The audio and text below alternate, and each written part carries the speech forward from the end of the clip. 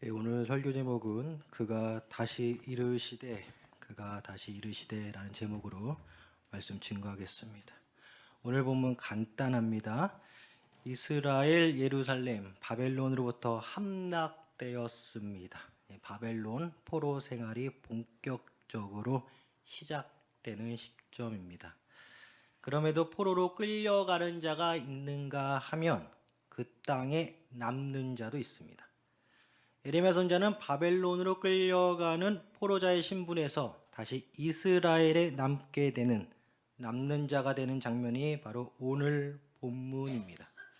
사랑하는 성도 여러분, 국가가 무너지는 것도 참 슬픈 일인데 타국 포로로 끌려가는 국민의 마음은 이루 말할 수 없는 심정이라 보입니다. 하지만 영적인 관점에서 오늘 본문의 사건은 이스라엘 백성들의 배도와 제약이 주님의 인내심을 건드릴 정도로 가득 찼기에 감히 자업자득이다 이렇게 평가되어집니다. 오늘 본문에 나오는 예레미야 선지자는 이스라엘 백성들을 향하여 바벨론에게 항복하는 것이 주님의 뜻임을 힘주어 강조하고 외치던 선지자, 우린 다 알고 있습니다. 당시 이스라엘 국내에서 예레미야 선지자를 보건대 일종의 친일파였다. 오늘 보면 바로 앞장인 예레미야 38장과 39장을 보면 예레미야 선지자는 연속적으로 사방이 막힌 곳에 갇혀 있었던 것으로 보입니다. 38장에서는 구덩이에 갇혔는데, 하지만 주님의 은혜로 구스인 왕궁 넷이 에벳멜렉을 통하여 건짐을 받습니다. 예레미야 38장 11절, 에벳멜렉이 사람들을 데리고 왕궁 곳간 및 방에 들어가서 거기에서 헝겊과 낡은 옷을 가져다가 그것을 구덩이에 있는 예레미야에게 밧줄로 내리며 라고 나옵니다.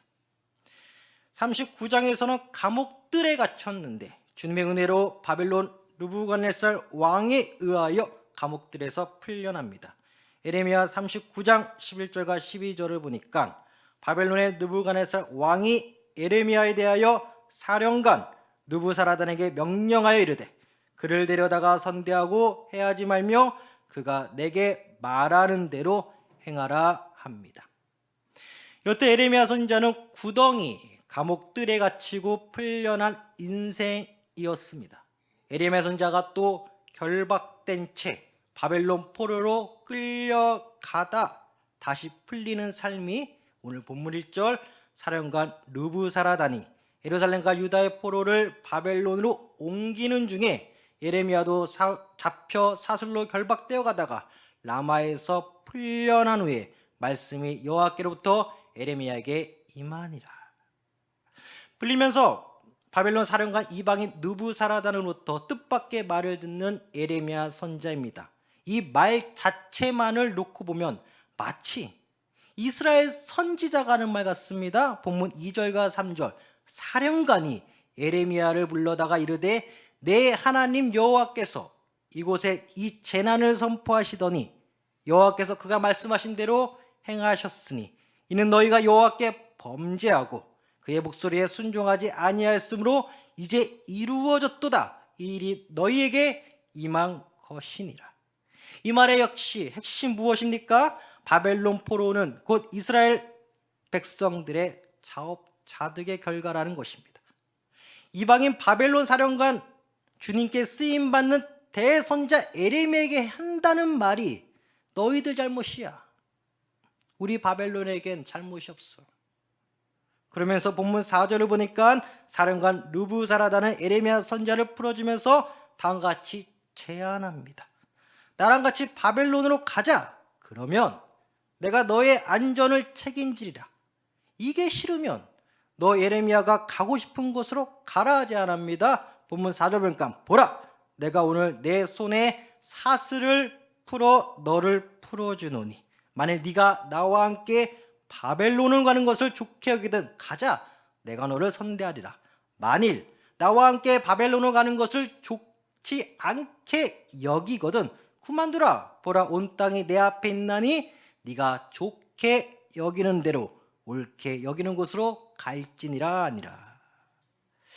이 말을 듣고 아직 머뭇거리는 예레미야 선지자에게 이 사령관 르부사라다는 또 이어서 말합니다. 본문 5절 보니까 예레미야가 아직 돌이키기 전에 그가 다시 이르되 너는 바벨론의 왕이 유다 성읍들을 맡도록 세운 사반의 손자 아이감의 아들 그다랴에게로 돌아가서 그와 함께 백성 가운데 살거나 네가 옳게 여기는 곳으로 가거나 할지니라 하고 그 사령관이 그에게 양식과 선물을 주어 보내매. 이렇게 하면서 예레미야 선지자는 포로길에서 또 기적처럼 풀려 유다로 돌아오게 됩니다. 그리고 바벨론국으로부터 임명받은 유다 총독 그다랴에게 돌아가 유다 지역에 남아있는 자 예레미야 선지자를 오늘 본문을 통하여 만나게 됩니다. 오늘 본 마지막 6절 예레미야가 미스바로 가서 아이감의 아들 그다랴에게 나아가서 그 땅에 남아있는 백성 가운데 그와 함께 사니라 하면서 오늘 본문은 끝을 맺습니다. 세 가지만 살펴보고 오늘 설교 마치겠습니다. 첫 번째는 예수 믿고 풀림받은 인생이 되자. 두 번째는 풀림받은 인생이 받는 은혜. 마지막 세 번째는 남는 자. 먼저 첫째, 예수 믿고 풀림받는 인생이 되자입니다. 예레미야 선지자는 이스라엘 멸망 직전 직후 가운데 세 번의 풀림받는 경험을 하였습니다. 이는 예수 믿으면 고난은 있겠지만 결국 풀림받는 삶이라는 것을 증명하는 것처럼 보여요. 세상의 구덩이에서, 사람의 감옥의 뜰에서, 돈의 포로가 된 채 결박 속에서 힘든 삶을 살았다 하더라도 예수 믿고 나의 삶은 어떠한 삶이 되었습니까? 바로 구덩이에서 건진받는 인생, 감옥의 뜰과 결박 속에서 풀려난 인생이 되었다라는 것이에요. 이렇듯 예수 믿는 것은 단순히 천국을 가기 위한 종교적 행위가 아니라 우리를 세상과 사람과 돈으로부터 풀어주시는 것이며 참된 자유를 누리는 것임을 명심해야겠습니다. 누가복음 4장 18절 보니까 주의 성령이 내게 임하셨으니 이는 가난한 자에게 복음을 전하게 하시려고 내게 기름을 부으시고 나를 보내사 포로된 자에게 자유를 눈먼 자에게 다시 보게 함을 전파하며 눌린 자를 자유롭게 하고 요한복음 8장 32절 진리를 알지니 진리가 너희를 자유롭게 하리라. 할렐루야. 사랑하는 성도 여러분, 예수 믿는 것은 자유가 되는 거예요. 세상으로부터, 사람으로부터, 돈으로부터 그 결박되어 이끌려 다녔겠지만, 다녔던 인생이었지만 예수 믿으니까 다 풀린 거예요. 이렇게 풀림받은 인생에 예수님을 본격적으로 만나고 겪을 고난이 기다리고 있습니다. 주님의 뜻 가운데 외치라 했기에 예레미야 선지자는 외쳤습니다. 주님의 뜻은 바벨론에게 항복하는 것이라 예레미야 선지자는 외쳤습니다. 정말이지 상식적으로 이해가 되지 않습니다. 하지만 주님은 분명히 말씀하셨고 고난이 뻔히 보이지만 예레미야는 순종하였습니다. 그 결과 주변 동족으로부터 받는 조롱과 핍박, 친일파 같은 사람이라 조롱과 핍박받았던 예레미야 선지자. 예수님은 특히 집안 사람들로부터 고난받는 자에게 강하게 말씀하셨습니다. 마태복음 10장 34절부터 36절까지 보니까 내가 세상에 화평을 주러 온 줄로 생각하지 말라. 화평이 아니요 검을 주러 왔노라. 내가 온 것은 사람이 그 아버지와 딸이 어머니와 며느리가 시어머니와 불화하게 하려 함이니 사람의 원수가 자기 집안 식군이라. 예수 믿고 다 좋은데 이제는 믿음 지킬 일만 남았다. 고난받을 날만 남았다. 예수 안에서 고난받을 날만 남았다. 세상에 풀렸지만 예수를 믿기 때문에 받아야 될 고난이 택자 앞에 놓여져 있다. 세상에 끌려다닌 인생이 예수님 만나 세상으로부터 풀림받고 진정한 진리의 자유를 얻었습니다. 야, 사람이 죽으면 천국과 지옥밖에 없구나. 천국 가려면 예수요. 예수 안 믿으면 지옥이구나. 이 진리의 자유를 얻었건만 이제는 이 진리의 자유를 위해 몸부림쳐야 되는 고난의 길이 내 앞에 놓여 있습니다.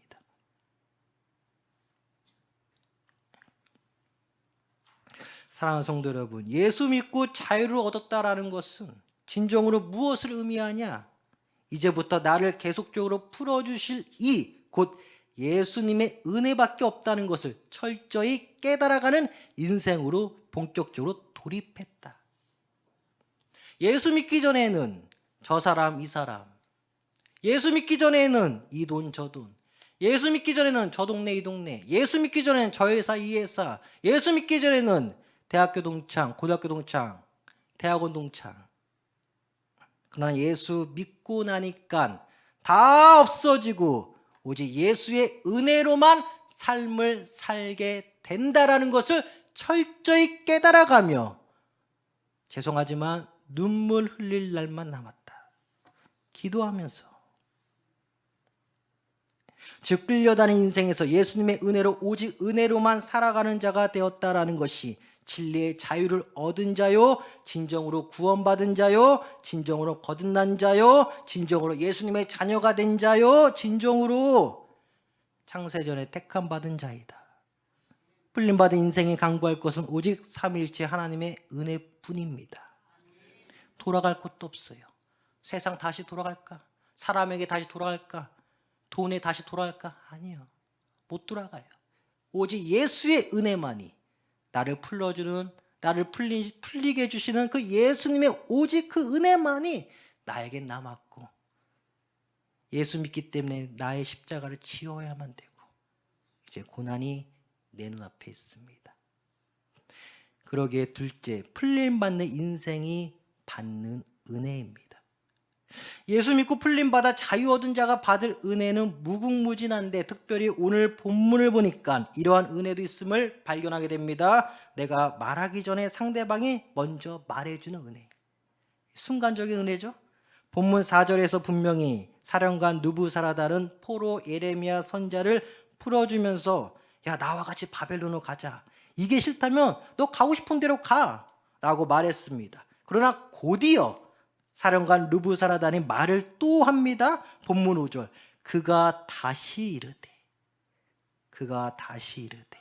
너는 바벨론의 왕이 유다 성읍들을 맞도록 세운 사반의 손자 아히감의 아들 그다랴에게로 돌아가서 라고 나옵니다. 아니, 선택하라고 질문해 놓고 곧바로 답을 정해주는 사령관 느부사라단이에요. 사랑하는 성도 여러분, 때때로 이러한 주님의 순간적인 은혜가 있을 수 있습니다. 질문을 받고 선택을 해야 되는 나에게 있어서 질문한 상대방이 답을 정해주는 거예요. 즉 주님의 뜻이 무엇인가 하고 순간적인 고민에 휩싸일 때 뜻밖의 순간적으로 제3자를 통하여 주님이 길을 열어주시는 은혜, 곧 이러한 순간적 은혜 있다라는 것입니다. 사령관 느부사라단 입장에서는 예레미야 선지자를 선대해야만 했습니다. 그것은 바벨론 왕 느부갓네살 왕의 특별 명령이 있었기에 자신의 사령관 신분을 유지하기 위해선 예레미야 선지자를 선대해야만 했어요. 앞서 살펴봤듯이 바벨론 느부갓네살 왕의 특별 명령, 예레미야 39장 11절과 12절, 바벨론의 느부갓네살 왕이 예레미야에 대하여 사령관 느부사라단에게 명령하여 이르되 그를 데려다가 선대하고 해하지 말며 그가 내게 말하는 대로 행하라. 예레미야 선지자는 어찌되었던 간에 사령관 느부사라단이 정해준 그 길, 곧 남아있는 자로 남게 됩니다. 예레미야 선지자 입장에서는 인간적으로 바벨론으로 가면 자신을 향한 바벨론 왕의 특별한 간신도 있고 아니 조금 더 괜찮은 삶을 살 수 있었을 것입니다. 마치 그동안 선지자로서 고생한 것을 보상이라도 받는 것처럼 말이죠. 하지만 주님은 이방인 사령관 느부사라단의 입술을 통해 예레미야를 남게 하셨습니다. 더 살펴볼 것은 예레미야 선지자가 바벨론으로 간들 그 행복이 얼마나 가겠습니까? 바벨론 왕 느부갓네살이 예레미야를 선대한 것은 예레미야를 혼란의 정국에서 풀어주기 위한 주님의 순간적인 은혜였습니다. 즉 믿음 없는 사람을 통해 우리가 받는 주님의 은혜에는 제한성이 있다라는 거예요. 그때뿐이라는 것입니다. 믿는 자가 믿지 않는 자의 말을 통하여 주님의 은혜를 받는 순간적인 은혜가 있을 수 있는데 거기에는 제한적이고 국한된 은혜다. 어떤 사람이 나한테 잘해준다 하여 거기에 넘어가지 마세요. 거기에는 제한성이 걸려 있어요. 사령관 느부사라단은 왕의 눈치를 보며 예레미야 선지자에게 선대성 말을 건넸고 바벨론 느부갓네살 왕은 에레미야 선지자가 평소에 친바벨론적 언행 곧 바벨론에게 항복하라 외치고 다닌 사실을 알기에 잠깐 선대했을 가능성이 높습니다. 풀림받은 인생에게 끊임없이 은혜를 주시는 분은 오직 삼위일체 하나님뿐이에요. 이 하나님을 바라보며 믿지 않는 사람을 통한 은혜의 범위와 정도를 잘 살펴야 합니다. 다시 한번 강조하지만 제한적이다. 주님이 안 믿는 사람을 통해 여러분들에게 순간적인 은혜를 주실 때 냉철하게 바라봐야 됩니다. 순간적인 주님의 은혜는 그 순간뿐이다. 모세 역시 히브리서 11장 24절에서 26절을 보니까 믿음으로 모세는 장성하여 바로의 공주의 아들이라 칭함받기를 거절하고 도리어 하나님의 백성과 함께 고난받기를 잠시 제하게 누리는 것보다 더 좋아하고 그리스도를 위하여 받는 수모를 애굽의 모든 보화보다 더 큰 재물로 여겼으니 이는 상 주심을 바라봄이라. 할렐루야. 사랑하는 성도 여러분, 여러분들에게 기다리는 것은 천국의 상이에요. 세상, 사람, 돈 거기에 잠깐 이끌려 그 제약의 낙을 누리는 것보다 차라리 예수 믿고 나의 십자가를 지어 고난받아 주님 옆에 가는 것이 결과적으로는 영원한 천국의 상급을 받는 우리 택자들의 기본적인 삶인 것입니다. 모세 역시 얼마나 인간적으로는 이집트에 남고 싶었을까? 이집트의 왕자로서 호요식하며 살 수도 있었는데, 하지만 그는 예수님의 은혜로 말미암아 그런 제약의 낙을 누리는 것보다 하나님의 백성과 함께 고난받는 것을 더 좋아했다. 이유가 나중에 내가 받을 상급이 영의 눈으로 보이기 때문에. 사랑하는 성도 여러분, 고난받을 때 여러분들 눈에는 나중에 받을 천국의 상급만이 보이는 거예요. 집안 식구가 원수라고 했어요. 집안 식구가. 풀림받은 인생이 누릴 은혜는 영원한 은혜이며 동시에 순간의 은혜입니다. 어떻게 해야 할지 모를 때 뜻밖의 믿음 없는 사람의 순간적인 말을 통해 결정적 선택을 할 수밖에 없는 것, 곧 결국 주님의 계획대로 삶을 살아가게 되는 그 은혜야말로 풀림받은 인생이 영원히 누릴 은혜 중에 하나일 것입니다. 결국은 종합적으로 보자면 주님의 뜻대로 우리는 살아가게 된다라는 거예요. 구원받은 것도 주님의 뜻이요. 내일을 맞이하는 것도 주님의 뜻이요. 누구를 만나는 것도 주님의 뜻이요. 내 사업장이 늘어나는 것도 주님의 뜻이요. 할렐루야. 믿으시기 바랍니다. 사랑하는 성도 여러분, 이런 가득한 은혜가 가득하게 소망합니다. 마지막으로 셋째, 남는 자. 예레미야 선지자는 포로길에서 풀려 다시 돌아옵니다. 그리고 남아있는 자로 삶을 살아가게 됩니다. 물론 예레미야 선지자는 말년에 자신의 뜻과 상관없이 애굽에 갑니다. 이집트에 갑니다. 그래서 거기서 최후를 맞이했다. 많은 대다수 학자들이 보고 있습니다. 어찌됐든 오늘 본문에 한해서 보면 예레미야 선지자는 포로길에 풀려 다시 남유다로 갔고 거기서 남는 자로 살아가게 됩니다. 오늘 보면 마지막 6절 또 보면 에레미야가 미스바로 가서 아이감의 아들 그다라에게로 나아가서 그 땅에 남아있는 백성 가운데 그와 함께 사니라 나옵니다. 포로길에서 풀려 돌아와 보니 이미 예상은 했지만 항폐한 조국 남유다를 마주하게 됩니다. 또 남아있는 자들은 상황이 좋지가 않습니다. 바벨론이 유다 지역에 남겨놓은 자들은 사실상 힘든 자들이에요.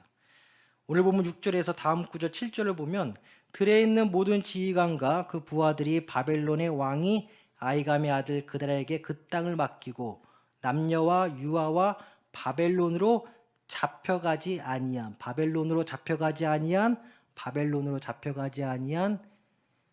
빈민을 그에게 위임하였다. 이 전쟁, 항폐화된 조국 유다 지역, 그리고 남아있는 자라고는 미약한 자들. 사실상 바벨론국 입장에서는 포로로 끌고 가봤자 도움이 안 되는 자들이기에 그냥 방치한 거죠. 이런 지역으로, 이런 상황 가운데 에레미야 선지자는 주님의 계획과 작전 가운데 남는 자로 다시 돌아오게 됩니다. 우리 역시 영원히 믿음 안에서 믿음을 소유한 채 남아있는 자가 되어야겠습니다. 이것이 진정한 자유예요. 예수님께서 이렇게 말씀하셨네요. 마태복음 8장 20절 보니까 예수께서 이르시되 여우도 굴이 있고 공중에 새도 거처가 있으되 인자는 머리 둘 곳이 없다 하시더라.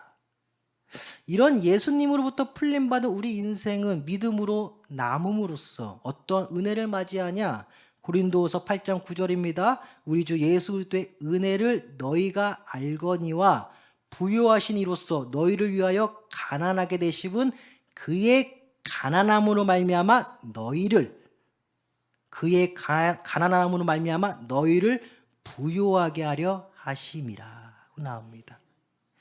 예수가 전생에 걸쳐 가난한 삶을 살았는데 그 이유는 택자들의 부요함을 위해서였다. 그래서 사랑하는 성도 여러분, 정말 죄송하지만 예수님이 가난한 삶을 평생 살았기에 예수 믿는 자는 그런 청빈의 삶을 살아야 된다라고 극단적으로 생각하면 절대 안 돼요. 절대 안 됩니다. 사랑하는 성도. 말하는 대로 돼요. 예수가 가난한 산 것은 우리의 부유함을 위해서 했어요. 그러게 우리는 부유해야 돼요.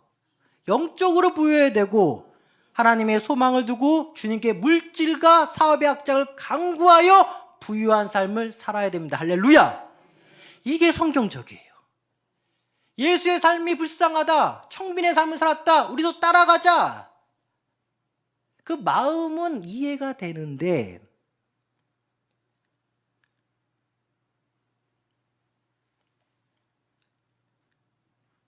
아브라함이 그랬고 욥이 그랬고 지금도 많은 사업장을 거니는 사람들 중에 예수 믿는 직분자들, 부유한 사람이 많습니다. 그들이 언론을 피해서 그렇지 그들의 신앙 고백은 오직 기도와 말씀 그리고 항상 예배, 주일 성수였어요.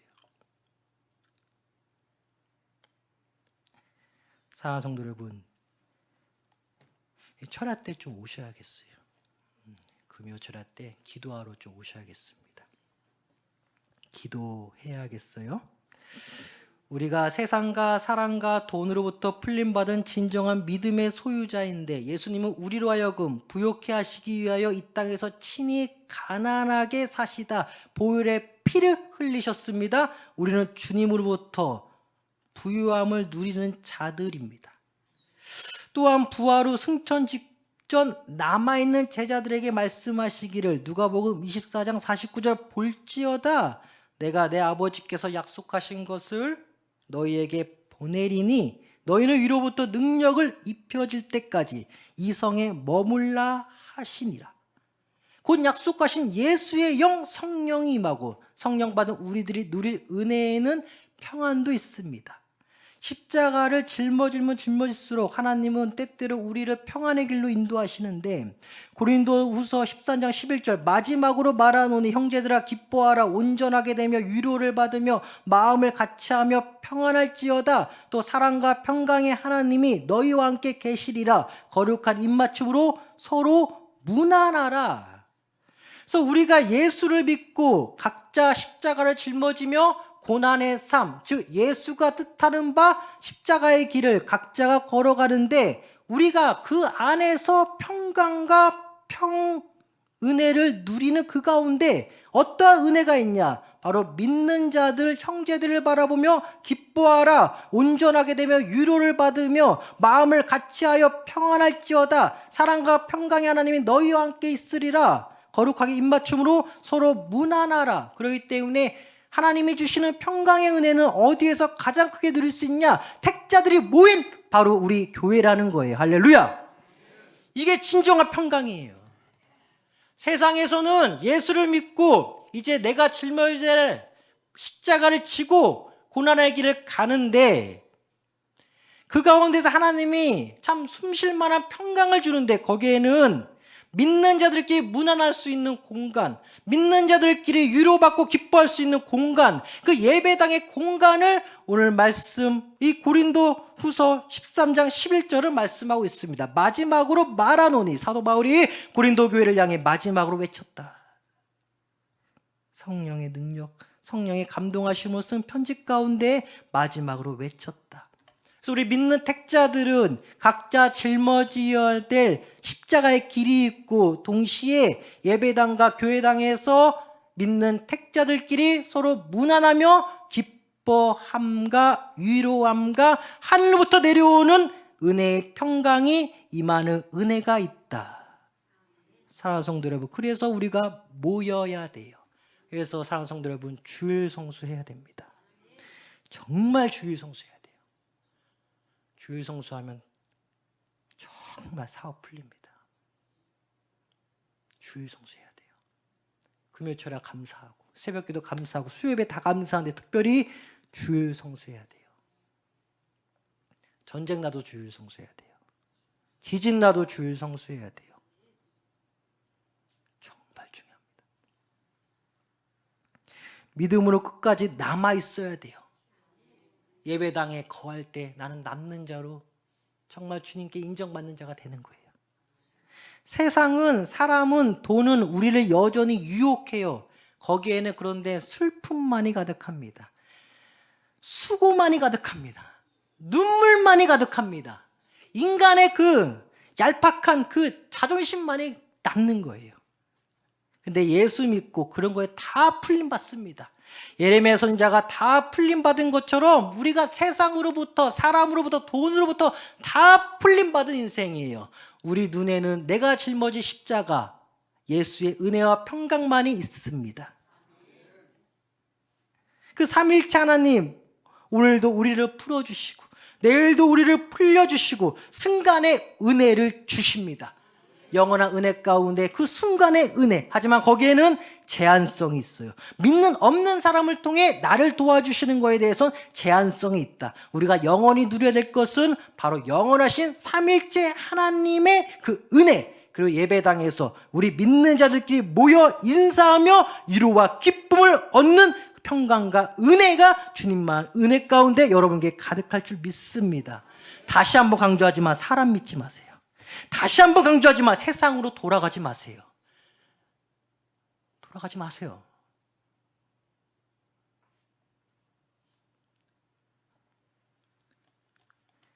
순간의 은혜. 사랑하는 성도 여러분, 오늘 본문을 통해 어떤 하나님을 만납니까? 바로 순간의 하나님. 바로 순간의 하나님. 바로 순간의 하나님. 할렐루야! 기도하겠습니다. 하나님 아버지,